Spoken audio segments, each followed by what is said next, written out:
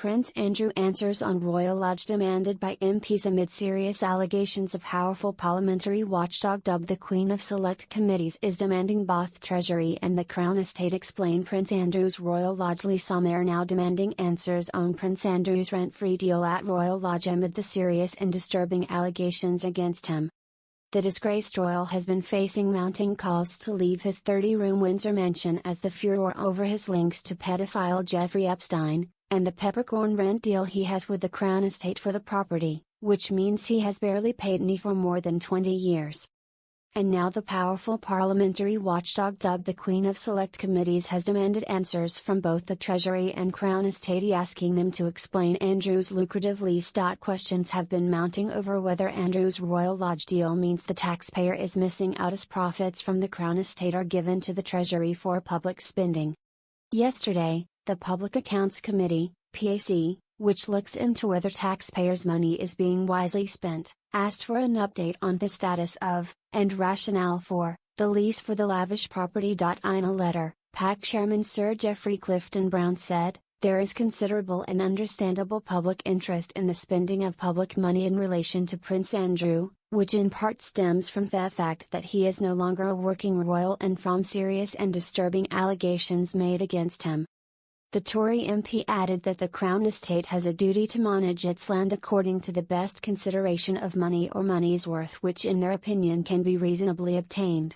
He went on, "We're therefore concerned as to whether the lease arrangements for Royal Lodge are, in light of recent developments and changes in the responsibilities of Prince Andrew, achieving the best value for money.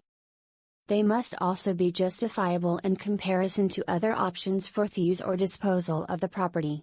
It is also a matter of concern to the committee that the terms of the lease, including those relating to maintenance, are being effectively enforced to maintain value and character of this nationally important royal residence." The PAC, which is tasked with ensuring efficiency and effectiveness when it comes to government spending, has previously played a pivotal role in investigating the PPE and post office scandals. It said it will consider its next steps once it receives answers from the Crown Estate and Treasury, which have been given a deadline of November 28.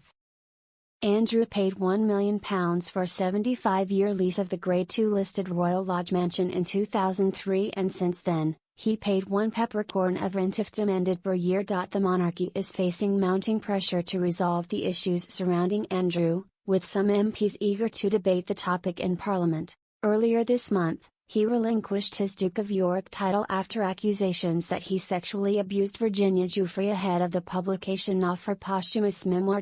But the Prince, who has consistently denied the allegations, has failed to draw a line under the controversy, with the spotlight shifting to his living situation. Andrew is said to be in talks with the King's representatives about leaving Royal Lodge, where he has lived for more than 20 years despite his cast iron lease. Reports have suggested he and ex-wife Sarah Ferguson have agreed to leave the property in exchange for two separate residences, Frogmore Cottage and Adelaide Cottage. Amid the growing anger over Andrew's living arrangements, the King was heckled as he met crowds outside Lichfield Cathedral earlier this week by a man in the crowd who shouted a string of questions, including "How long have you known about Andrew and Epstein?" It comes after Andrew claimed in his infamous Newsnight interview that he ceased all contact with Epstein after visiting him in New York in 2010, when the pair were pictured together in Central Park. However, it was alleged earlier this month that Andrew emailed Epstein a year later in 2011, a day after the emergence of the now infamous photo depicting Andrew with his accuser Ms. Giuffre, saying they were in this together, despite his claims that he cut contact. Convicted sex offender Epstein died in prison in 2019 while awaiting further trial. Ms. Giuffre's posthumous memoir Nobody's Girl, where she alleges she was forced to have sex with Andrew on 3 separate occasions, was released just days after Andrew agreed to give up his Duke of York titles. He denies all the allegations against him.